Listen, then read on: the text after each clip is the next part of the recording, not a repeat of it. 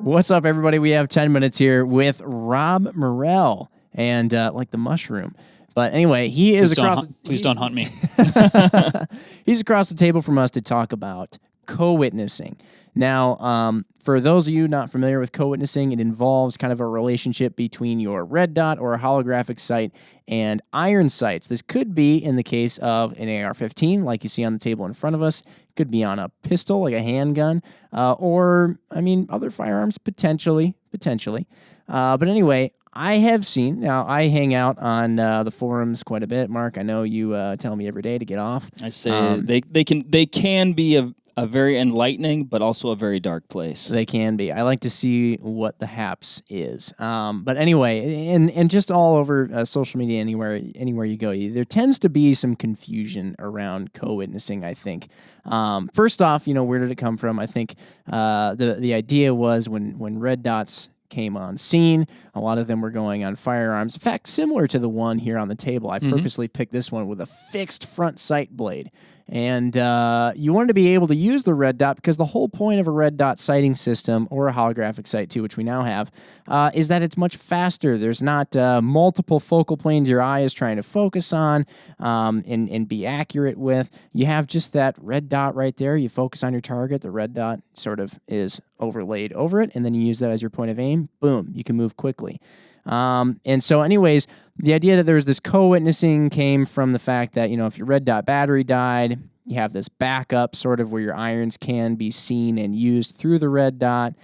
Then we went from absolute CoWitness, where the red dot was directly in line with that front sight post and a rear sight, to, this lower 1/3 CoWitness thing, because people were like, hey, why are we still worried about having this thing be lined up with our iron sights? Why don't we get it above the iron sights so we can actually use it the way it's supposed to be used?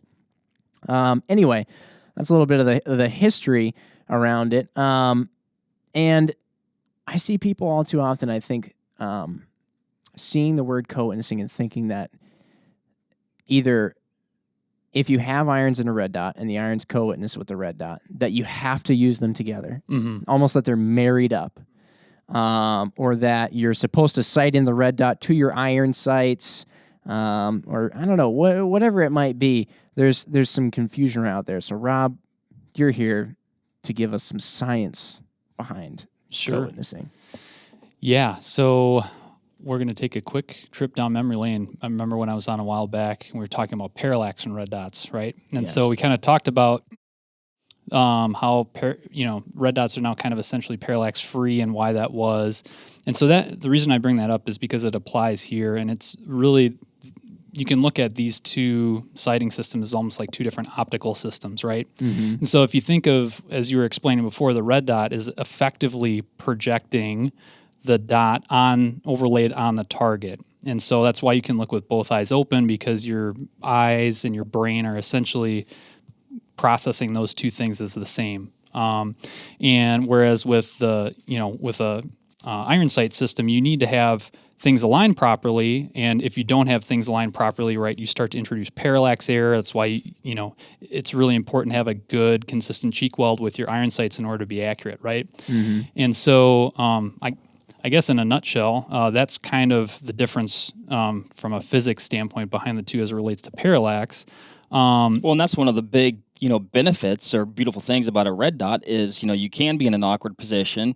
And you don't have to have that perfect alignment as long as your dot is sighted in and the dot's on the thing, squeeze it off, and you should be good to go. Put the thing on the thing, pull the thing. Yep. You're good to go. And so I can see where logically you would want to have everything lined up, right? You're like, well, it's all on the same, it's all the same here, so I know it's going to be accurate. But really, you don't need to do that. You should sight the two systems in kind of independently. If you're perfectly sighted in with the red dot, theoretically you could kind of mirror the iron sight setup to that. But what you'll notice is, depending on your cheek weld and your head position, that dot's going to move around relative to the iron sights. The dot's going to stay fixed, assuming that the rifle does, on whatever the target is. But because, again, it's mimicking that dot's being at that distance where your target is, that's not going to move, but the iron sights are going to move around. So that's why, I mean, you've seen some people say, well, yeah, you can do a lower third co-witness, and then if you get your head in the right position, it'll actually line up with your iron sights as well. And the reason that it's doing that is assuming that this is lined up and these are lined up when they're all, together on the target. That's why they're perfectly aligned there. Yeah. Yeah, and I think one of the things that I see so often, like I was talking about, and what you were alluding to is sort of when people are just trying to use them all in conjunction, you sort of really, I hate to say it sounds almost like rude or antagonistic, but you might as well have not even gotten a red dot, because if you're worried about trying to line a lot of things up, then just stick with the iron sights, and the whole point of a red dot, to your point, and it is wacky how that works. Like you said, it's mimicking being projected. It's literally as though if you were to actually put into context what's actually happening, it's almost as though there was no red dot inside the optic at all. There was almost just a painted red dot on the target 50 yards downrange or whatever, which is odd. But that just makes it so fast. And so, yeah, if you're worried about things lining up, if you're trying to use your red dot or use your irons to sight in your red dot, really it's sort of defeating the purpose. Right. I think Rob nailed it. I mean, they're independent sighting systems. Treat them as such. Sight them in separately.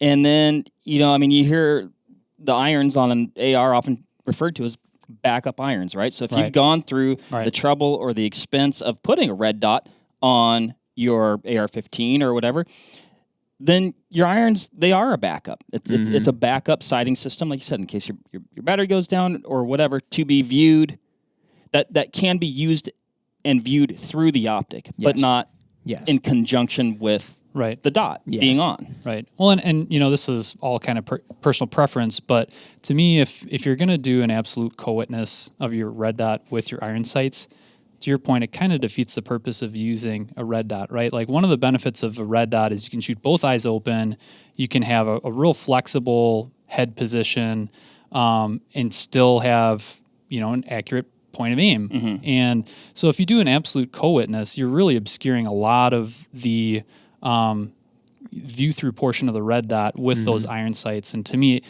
personal preference, it really takes away a lot from it. And, also, if you instead decide to do a lower third co-witness, which this Crossfire has a lower third mount on it, again, if you want to get into a good cheek weld position for your iron sights, that dot's going to move down to be in line anyway. So to me, lower third kind of makes more sense because you're not obscuring the sight picture with your irons. And again, if you're using them as a backup capacity, to me that makes a lot more sense. Yeah. Starting to see guys even run higher mounts than even beyond what your irons would ever be able to be seen through. And so I think red dot durability has really improved a lot. And battery life. And battery life and everything. I mean, our Crossfire is, 50,000 hours at setting 6 now, which is, that's like 5.5 years or something like that of runtime if you were just to leave it on. So that's one of the things I know I see a lot of times when people are talking about, they bring up an astigmatism, right? And they say, oh, well, the best way to fix an astigmatism is to flip up your iron sights, then use the red dot through the iron sights, because then those peep sights, they're so small, they get rid of the stray light that would be hitting your eye and causing a bloom effect. I would say, one, turn down your brightness. That's probably what's causing the bloom effect to begin with. And two, again, we get back into the... get a prism scope, like a 1X prism scope. You're not going to have the issues, and you're going to be able to use it way quicker than you would be if you're, again, trying to line everything up. But, the other thing that we brought up as well before we started podcasting is that the new sort of, I don't even want to say new because it's been going on for a while, but a very, very it's increasing in popularity thing is to put a red dot on your pistol. We don't have a pistol here on the table right now with a red dot on it, but...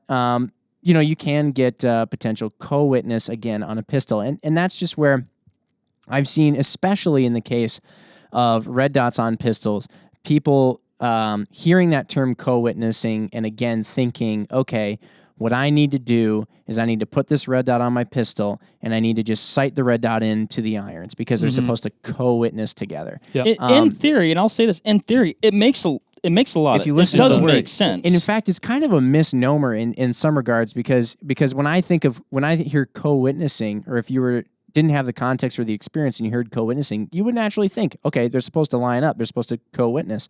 But in reality, all it means is that you are able to, in an emergency, utilize the irons through the window of the red dot optic. Yeah, and on the pistol side of things, I'm glad you brought that up. I mean, it's going to be difficult pretty much with almost every system out there to get an absolute co-witness with your pistol irons and your red dot, your pistol red dot. It's going to be tough.